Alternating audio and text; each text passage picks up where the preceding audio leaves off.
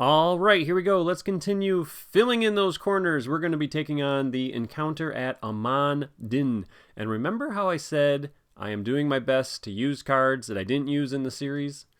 Well, this video is going to take that to the max. So we're going to have two hobbits with us.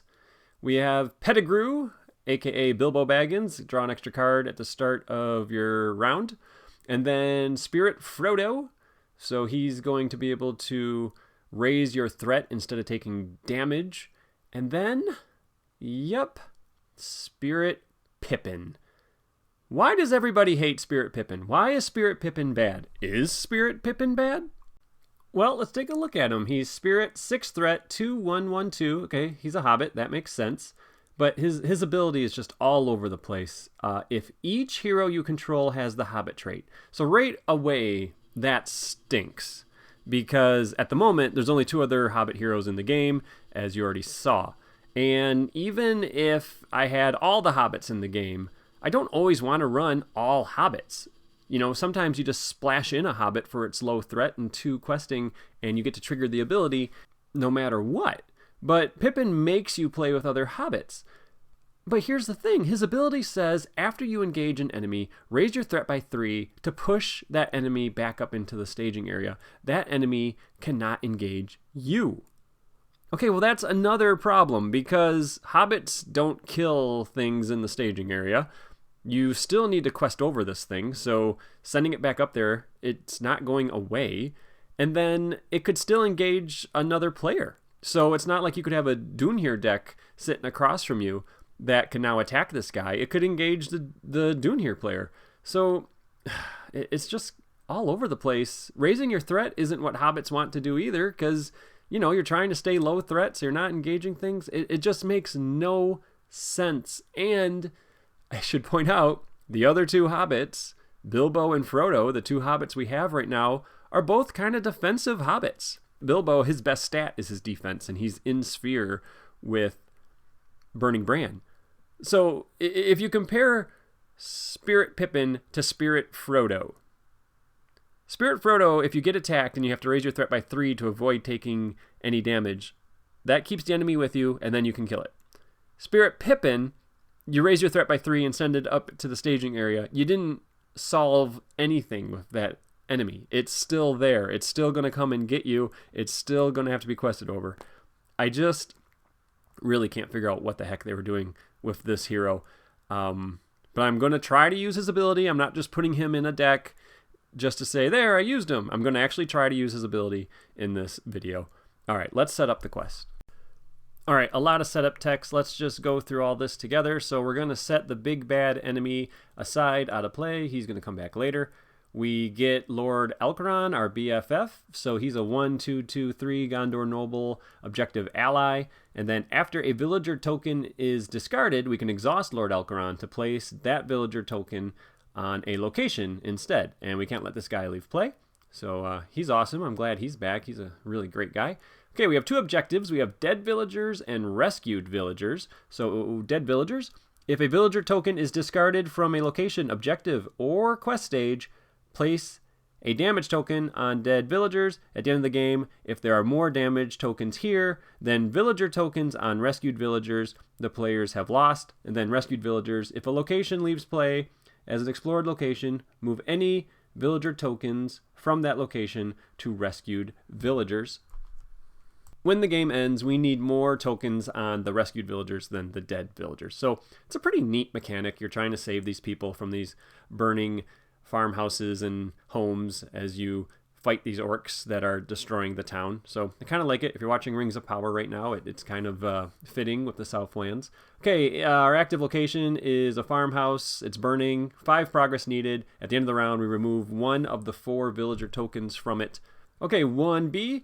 It doesn't have any progress needed. It has villagers 5, and it says whenever we would place progress, we instead move villager tokens from this quest stage to the rescued villagers. Once there's 0 villagers left on 1B, we advance.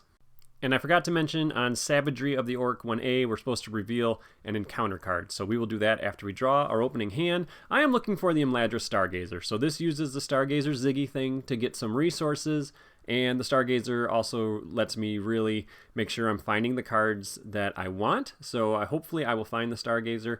I don't absolutely have to have it. It's just really nice. I would also like some questing, so there's some good spirit allies to help me quest. And I got a couple traps in this deck, so I wouldn't mind seeing those. Okay, there's a questy ally. That's nice. There's a good trap. That's a good one. Another great ally, Shadows of the Past. Yep, I'm going to do some encounter deck manipulation so I can play a card like Expecting Mischief. And then Riddermark's Finest. Okay, it was fine. If that was my mulligan hand, I'd be fine with it. But I didn't get Stargazer, so I'm just going to shuffle it away. I really have a lot of cards in this deck that I'm perfectly fine seeing in my opening hand, and I will do fine. This quest is not hard. This is a quest you play if you want to get some new cardboard on the table. Play with some cards you don't normally play with. Mess around with your deck building, have some fun, and know that this quest isn't going to just completely destroy you on turn 2. And you can just get some cards on the table that normally just sit in your binder. So there is nothing wrong with an easier quest to let you do some tinkering with your decks. So let's see what I get in my mulligan. All right, flipping it over here. Okay, some card draw, that's good. And then Riddermark's Finest is back. Threat reduction, Expecting Mischief is back. A way to play that threat reduction for cheap. And then the Athelian Pit. I'm really glad to see the Athelian Pit, and that is how I decided I could use Pippin. Okay, that token's going to remind me to draw an extra card with Bilbo. Now let's give the encounter deck a shuffle and reveal the random encounter card to start this quest. Okay, the card we get is Trapped Inside. Doom 2, when revealed, discard 1 villager token from the active location. If you cannot, it gains Surge. All right, so right away, one of our villagers has already died, and we will now advance to the start of round 1. 2 cards incoming. Well, there's a combo. Combo with Good Meal and Gladium's Greeting. All right, so I can really drop my threat here at the start of the game. Good Meal, you attach to a Hobbit hero, and then you reduce the cost of the next event that matches that Hobbit sphere by 2. So, I mean, in theory, I could play both of these Gladium's Greeting and drop my threat by 12. I'll just drop my threat by 12. That's tempting to do, but I don't think there's any enemy that could actually engage me with a threat right now of 24. So I'm not too worried about it. Let's play some Ancient Matham. So when I explore this location, I can draw 3 cards. There's a chance I could explore it on turn 1 here. And I am going to save up Bilbo's resources, even though I have both of these cards that cost 1. All right, I'm going to send everybody. Like I said, I don't think anything can engage me, so we're going to send 6. And the card we reveal, it is an enemy. It's a Marauding Orc. It's a 2 threat, 25 engagement Orc. So he will engage me next turn, and I am 1 progress short of clearing this location. All right, no big deal. At the end of the round, I have to move 1 more villager token from the burning farmhouse to the dead villagers. So we've only been able to kill villagers so far in this quest. And that's it. So let's go into the next round and make sure we draw 2 cards. Okay, a Fast Hitch and another West Road Traveler, so some readying. Not super important to be able to ready anybody right now. Okay, I don't want to engage this Orc, so I'm going to spend a Good Meal by discarding it, reducing the next event by 2, and that event is the Gladium's Greeting. So for 1 resource, I'm going to drop my threat by 6, all the way down to 19. Nothing's going to be able to engage me. So now I just need to keep questing over stuff, which again is the problem with Spirit Pippin. You just, even pushing these enemies back up, you still have to deal with them next turn. Okay, Riddermark's Finest is going to come in. You can exhaust and discard it to place 2 progress on a location. I'm just putting it in for 1 willpower. I doubt I'll ever use its ability. Okay, and that should be good. I'm going to keep saving up Bilbo's resources because there are some more expensive lore cards that I might want to play, so I don't want to spend his resources if I don't have to. We're going to send 7 against 2, and we get the Gondorian Hamlet. So it's a 2/4.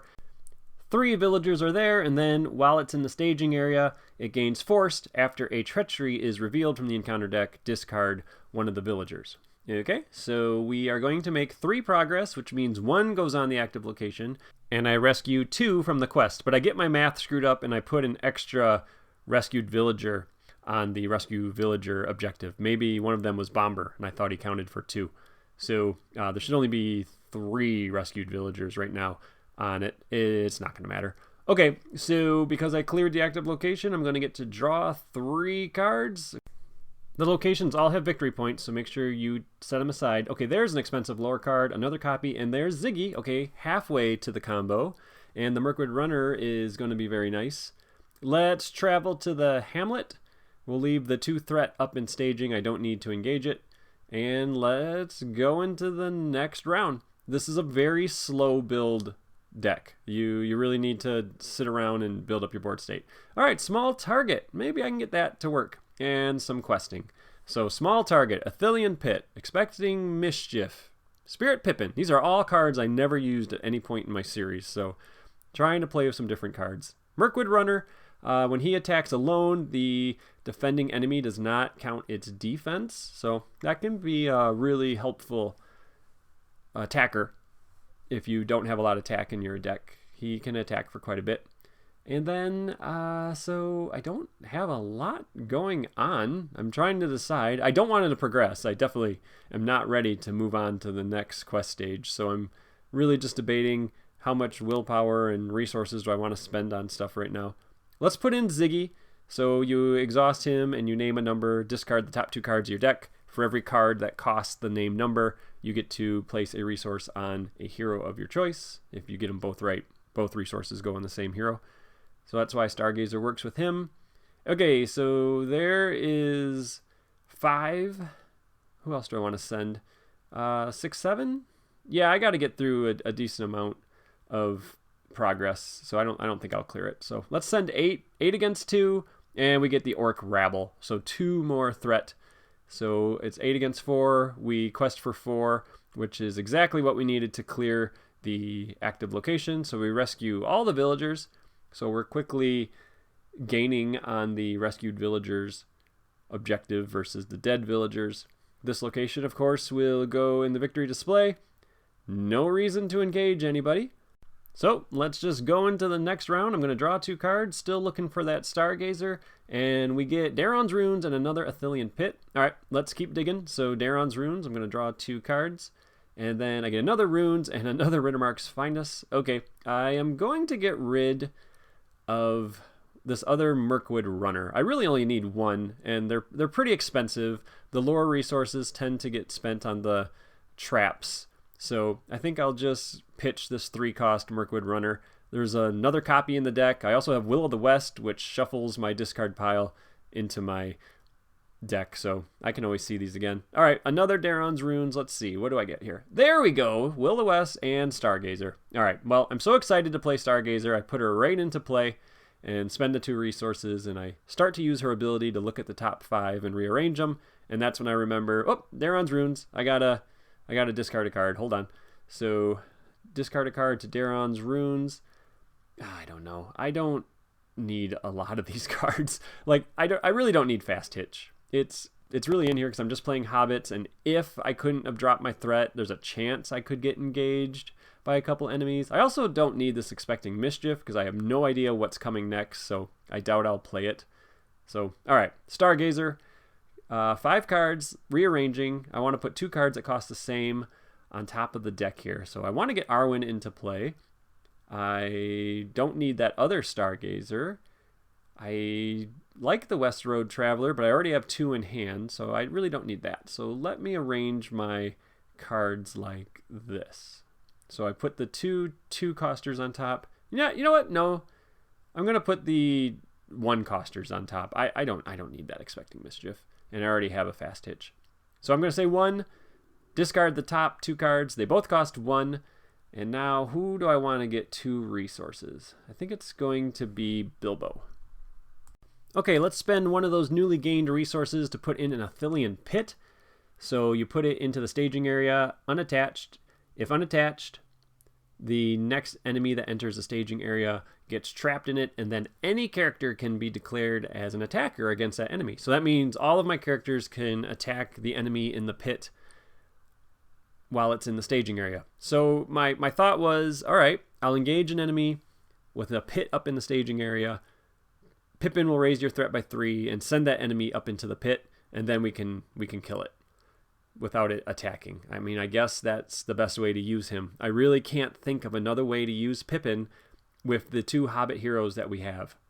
Okay, sending characters on the quest, a 3-threat secluded farmhouse. Now this one, to travel there, you need to reveal an encounter card. But I have those West Road Travelers. So what I'm hoping is I'll find another location and then be able to use the West Road Traveler to do a swap. All right, I'm going to engage this guy. I'm going to raise my threat by 3, and I'm going to send it up into the staging area.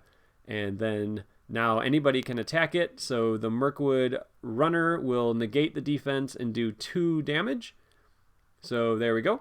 I could have also just defended it and raised my threat because of Frodo's ability, and then Frodo and the Mirkwood Runner could have attacked for 3 and done the exact same thing. So, like I've said, Pippin's ability is just kind of redundant when your other hero is Frodo. I don't understand. Okay. We knew these 2 cards were coming, so we got some good questing. And then now I'm going to use the Good Meal again with Galadriel's Greeting. And once again, drop my threat all the way back down to 19 for 1 resource. So that is working well. I do have that Will of the West, so I wouldn't mind shuffling all these cards back into the deck, but I'm also not in any danger. So I think I'll just keep digging through the deck. There's some cards I'm looking for.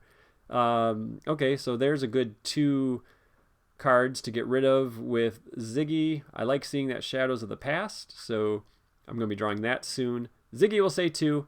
And we discard 2 cards that cost 2. I don't need to run the combo twice.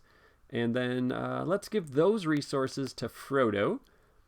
And I think I'll spend 1 resource to put another Athelian Pit up in the staging area.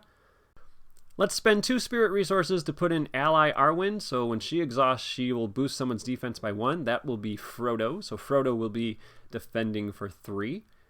And she also quests for 2. So of course, amazing ally. Lots of spirit cards in hand. I also have a Riddermark's Finest. I left it on the table on accident. There we go. Okay, I should be able to quest for a decent amount. Again, I'm still not ready to advance. There's just no point in advancing. I just get the board state built up and then fly through stage 2. I mean, there's no reason to advance if I don't have to. Okay, so I am sending 8. And I'm up against a decent amount. So let's send 9. And I'm currently up against,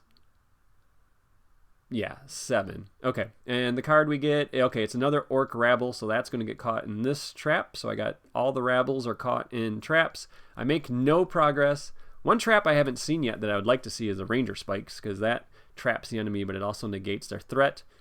Okay, the Mirkwood Runner can attack up into the staging area, and it can take out the 1 Rabble that was in the Athelian Pit. So there we go. That got rid of 2 threat. I still don't want to travel here. I'm really hoping just to get another location so I don't have to reveal the encounter card. I'm sure I could handle it, but I'm trying to use the cards that I have in my deck to actually do stuff. Okay, next round. We knew I was drawing this Shadows of the Past and Daron's Runes, so I will just use Stargazer before I use Daron's Runes. Let's make sure I get the right cards on top of my deck here. What do I see? Another Ziggy, another Shadows of the Past.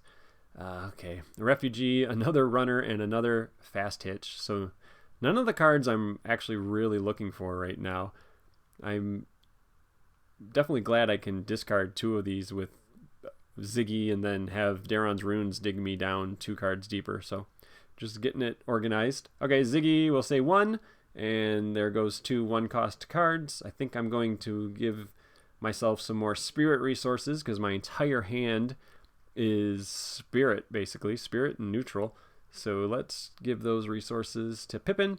And then let's play that Daron's Runes. And we're going to draw the 2 cards that I set up next, which were the Mirkwood Runner and Shadows of the Past. All right, I got to get rid of something. I'm going to get rid of that other Mirkwood Runner. I don't need a lot of big attack allies. It just makes no sense in this quest. And yeah, lots of spirit resources, so I might as well use them. So let's put in a Sylvan Refugee and another Riddermark's Finest. So if a character leaves play, so does the Refugee.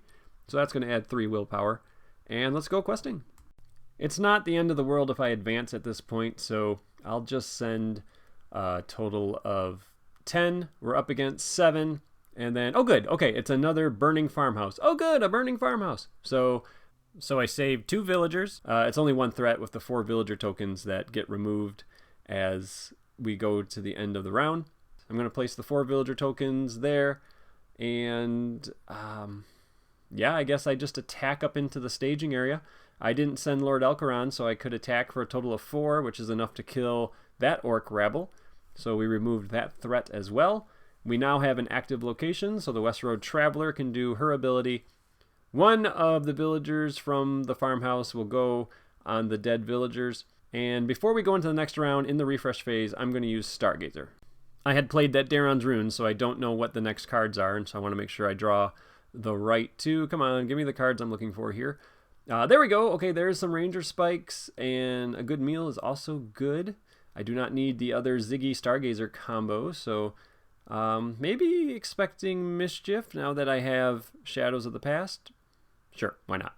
All right, next round, resources gained, and the 2 cards I drew, of course, we're expecting Mischief and the Ranger Spikes, so 2 good lore cards. And then I can say 2 and discard the Stargazer Ziggy to get 2 more resources. Let's give those to Pippin, and he will immediately spend them to do the West Road Traveler. So response, after you play West Road Traveler from your hand, switch the active location with another location in the staging area. So that is great to actually use her ability. So I'm going to switch the Burning Farmhouse with the, whatever that thing is up in staging, the Hamlet, or I forget what it's called. But anyway, I don't have to reveal the encounter card to travel there. I never put the villager token on it. So there we go, 2 villager tokens there.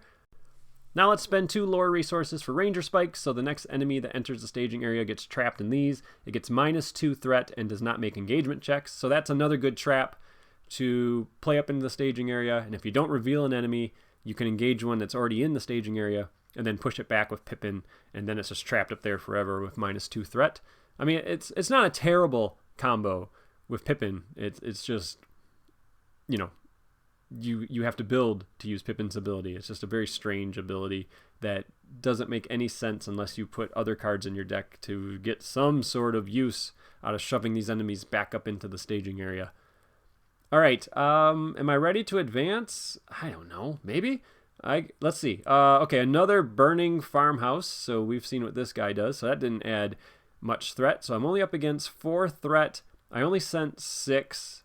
I was kind of holding back a little bit. I probably should have sent a little more willpower to make sure I cleared the active location, but that's okay. So I have enough characters ready that I can engage the marauding orc that's up there and then kill it. So I don't think I'm going to push that one back. I'd rather a different enemy gets trapped. So Frodo's defending for 3. There is no shadow, which is a surprise. This quest definitely has shadow chaining, where one shadow leads to another shadow, which leads to another. So Frodo was defending for 3. He's going to take 1 damage, which I will raise my threat instead of taking the damage. And then I have enough characters to swing back and kill this guy, so we have no enemies in play. I am going to be losing villagers off of these farmhouses. So I ran out of yellow tokens, so 2 more villagers are dead, but I'm still ahead of the game there with the rescued villagers. And yeah, I guess, you know, next round I think I'll just plan on advancing. There's really no point in just hanging out here anymore. I've got a good board state. There's a couple combo pieces I'd like to have to maybe make it more fun. And using Stargazer in the refresh phase, I found them. So I had 1 more Athelian Pit and Hennemarth. So I'm going to try to do some encounter deck manipulation. I want to get the big baddie trapped in an Athelian Pit if possible. And so I can either try to get small target to work or do an Athelian Pit trick. So let's see how this all shakes out. So there's Hennemarth and there's the pit. And then I can use Hennemarth to take a peek at the top card of the encounter deck. And what I'm going to try to do is not reveal an enemy and have an Athelian Pit in the staging area. So then when the big baddie comes out, he'll get trapped. But instead we have an Orc Arsonist coming, and he'll end up in that Ranger Spikes.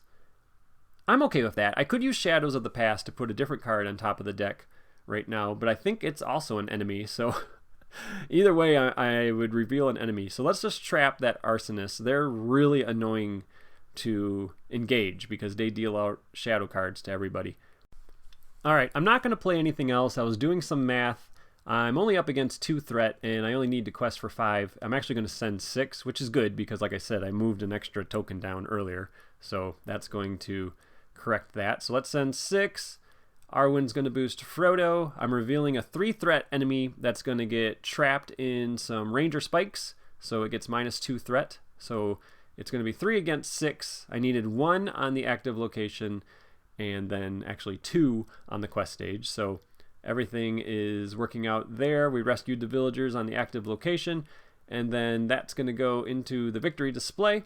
And then now we are going to advance to stage 2.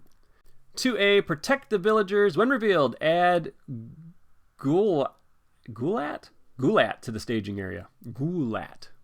All right. And then we got Gulat. He's a 3x, 3, 7, 30 engagement. X is the number of damage tokens on the dead villagers. When Gulat attacks, place 1 token on the damaged villagers, and then you can't win the game if he's in play. So he hits really hard. Okay, 2B, 15 progress needed. If an attack goes undefended, discard X villager tokens from rescued villagers instead of damaging a hero. X is the amount of damage that hero would have been dealt. When the players defeat the stage, end the game, compare the number of tokens on the rescued villagers to the number of tokens on dead villagers. Okay, so we basically need to make 15 progress, and we need to kill Gulat, if I'm saying that right. And you gotta say it like that, Gulat. All right, let's travel to the burning farmhouse with the most villagers inside. And I can actually kill Gulat this round. So I had some ideas of how to handle him in fun ways using cards that I didn't play. So I could have engaged him after I had an Athelian Pit up in staging and then attacked him up in the staging area by pushing him back with Pippin. I also could do small target. So after a Hobbit hero defends an attack, you look at the shadow card, and if there's a shadow effect, that enemy attacks another enemy you're engaged with. So I could have tried to get engaged with 2 enemies, and then using Shadows of the Past and Henemarth, I could guarantee there was going to be a shadow effect on Gulat. And, you know, he could have killed another orc I'm engaged with. That's kind of fun. There's a lot of setup to make that happen, especially with low threat. So what I'm going to do is play Shadows of the Past to put this orc back on top of the deck. His shadow effect just says if it destroys somebody, it does something. So I'm guaranteeing that I'm not going to have a bunch of shadow cards dealt out to this guy. All right, he's attacking. He places a damage counter on the dead villagers. Frodo's defending for 3. The shadow does not boost him, so I need to raise my threat by 3 to keep from dying. And then I have exactly 10 attack because I did not need to send a bunch of characters on the quest.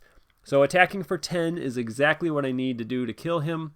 In my playthroughs, getting ready for this video, what I usually did was push him back up into an Athelian Pit and just killed him up in staging, so he never attacked. That actually, you know, using Spirit Pippin's ability to do that was actually pretty cool, to push him up there and then just kill him over like the next 2 rounds or so. You know, that wasn't bad. That wasn't a bad use of Pippin's ability. I mean, you definitely need to build your deck for it, and I'm definitely not saying that would work against a harder quest, but against an easier quest like this, it worked. Okay, so we get another Ranger Spikes and another good meal, and it's all over but the singing here, guys. My rescued villagers are higher than the dead villagers. I'm using Shadows of the Past to make sure I put that orc back on top of the deck, so he's going to get trapped and add 0 threat. But no matter what I do, I can't muster up enough willpower to win this round. I can't trigger the Riddermark's Finuses because they will... Riddermark's Fini? Anyway, I can't trigger the Riddermark's Finest because that'll get rid of my Sylvan Refugee.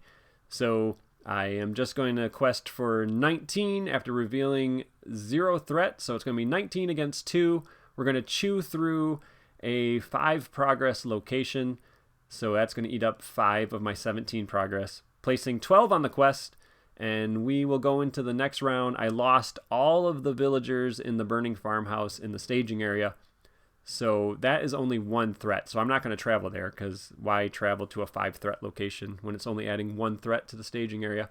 And let's win this round. All right, I drew my cards. I used Stargazer last round to draw cards that I thought might be useful, but not really. Okay, Henemarth says it's a 2 threat orc that's coming, and then he's going to surge because I cannot do anything with villager tokens on an active location. So I don't really know what I'm up against, but since I know I'm revealing an enemy, let's play Expecting Mischief. So you play it in the quest phase. When an enemy is revealed from the encounter deck, you deal 2 damage to it. It's only the first enemy revealed. So we are going to do 2 damage to this enemy. I mean, why not? I had the card in hand. All right, I can only send 18 this time because Henemarth took a peek, but that is fine. I only need to make 3 progress, so there's 2.